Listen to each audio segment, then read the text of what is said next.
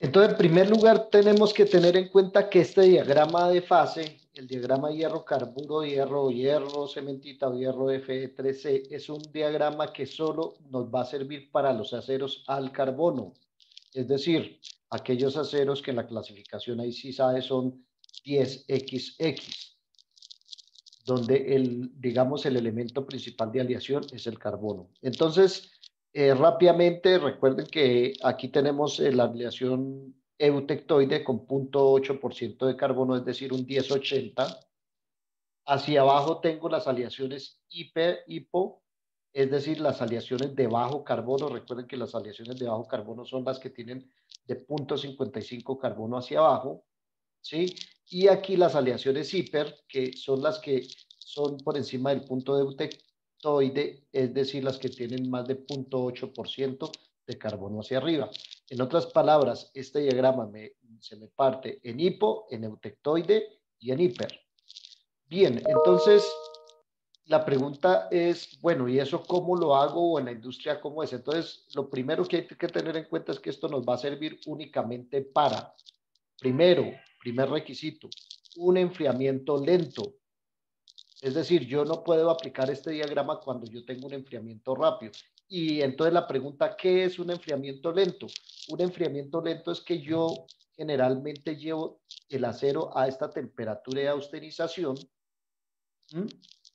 Y lo enfrío, lo dejo enfriar en el horno. Por ejemplo, yo llevo este acero, este que es el 1080, lo llevo a la temperatura de austerización que fíjese que sería 727, por aquí un poquito por encima, 20, 15, 40 grados por encima, 30 grados por encima.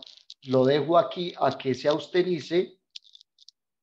¿Sí? Y si quiero obtener una estructura de equilibrio, entonces yo debo dejarlo con un enfriamiento lento. ¿Qué quiere decir un enfriamiento lento? Que yo lo dejo en el horno hasta que pasa esta temperatura de 727, o sea, hasta acá. Una vez que está acá, sí lo podría sacar. ¿Por qué? Porque fíjese que ya ocurrió toda la transformación del acero que es permitida. Por ejemplo, si yo tengo un acero hipo por aquí, este señor, entonces yo le elevo la temperatura, fíjese que para acá sería como unos 850, la temperatura de austerización más unos 30 grados, entonces 880, entonces yo dejo allí un tiempo. ¿Cuánto tiempo? Generalmente es una hora por pulgada de espesor. Entonces, si digamos que tengo una lámina y una pulgada de espesor, entonces yo la dejo aquí a, una hora y entonces yo hago lentamente, es decir, dejo el enfriamiento en horno hasta acá, ¿sí? Hasta por debajo de 727. Y fíjese que aquí ocurre toda la transformación. La austenita se transforma en austenita más ferrita y ahora viene acá y entonces esa austenita que estaba remanente se transforma en el eutectoide, es decir, en la perlita y ya. Y por debajo de este punto, digamos que ya tengo toda la transformación y básicamente pues ya no ocurre nada aquí hacia abajo, entonces ya lo puedo sacar. Entonces, básicamente eso es lo que yo hago industrialmente. Y la pregunta es, ¿y para qué yo hago eso? Generalmente yo hago estos procesos de calentamiento y enfriamiento para obtener unas estructuras de equilibrio que son unas estructuras muy blandas. Sí, entonces, por ejemplo, yo hice un mecanizado, yo hice una deformación plástica previa, yo hice alguna cosa eh, o requiero, el hacer la estructura más blanda posible, entonces por eso hago estos tratamientos.